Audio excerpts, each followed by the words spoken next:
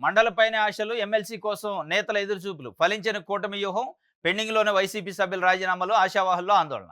మండలపైనే Telugu Desam party, కూటమి పార్టీకి సంబంధించి నాయకుల ఆశలన్నీ ఉన్నాయి.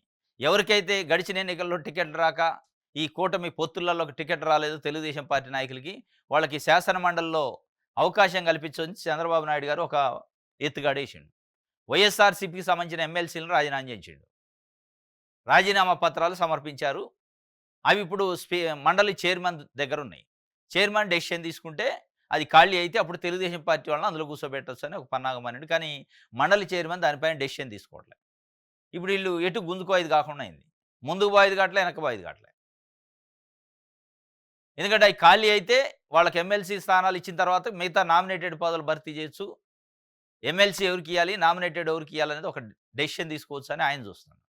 అయి ఖాళీ అయ్యే పరిస్థితి లేదు. మండలి చైర్మను రిజైన్ చేసిన దాన్ని ఆమోదించట్లేదు. రిజెక్ట్ చేయట్లే. పెండింగ్ పెట్టిండు. ఇప్పుడు సంకటమైన పరిస్థితిలో ఉంది తెలుగుదేశం పార్టీ. దానిపైనే ఆశలన్నీ ఉండాయి. దాని తర్వాత నామినేటెడ్ పోస్టులు భర్తీ చేయాలని ఒక వ్యూహంతోనున్నారు. ఎందుకంటే ఆహ్, కార్యకర్తలు, నాయకులు టికెట్లు ఈ మిస్ అయినోళ్ళు 6 నెలలు అయింది మాకేం లేదని ఒక రకంగా ఆవేదన వ్యక్తం చేస్తున్నారు. ఒక ముగ్గురు రాజ్యసభ సభ్యులు రాజీనామా చేశారు వైఎస్ఆర్‌సీపీ నుంచి. కొంతమంది ఎమ్మెల్సీలు రాజీనామా చేశారు. ఈ ముగ్గురు రాజ్యసభ సభ్యులంటే అక్కడ ఢిల్లీలో కాబట్టి అయి ఆమోదమైనయి. ఇప్పుడు ఒక 2 టీడీపీకి వస్తున్నాయి. ఒకటి బీజేపీకి వస్తుంది. ఇక్కడ మట్టికి సంకట పరిస్థితి ఏర్పడ్డది. దీనివల్ల ఏమైతుందంటే నామినేటెడ్ పదవులు భర్తీ చేయదు కాట్ల. ఆల్రెడీ ఒక లిస్ట్ వచ్చింది. ఆ లిస్ట్ వచ్చిన తర్వాత రెండో లిస్ట్ కూడా ఇచ్చారనుకో, ఇక అసంతృప్తి స్టార్ట్ అయింది.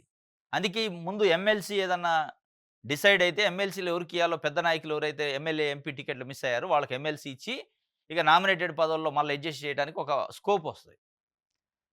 అంటే ఈ అసంతృప్తులు, ఆగ్రహ జ్వాలలు ఉండకుండా చల్లార్చడానికి అన్నీ ఒకసారి ఇద్దామని ఆయన చూస్తుండు. అక్కడనేమో అవ్వట్లే.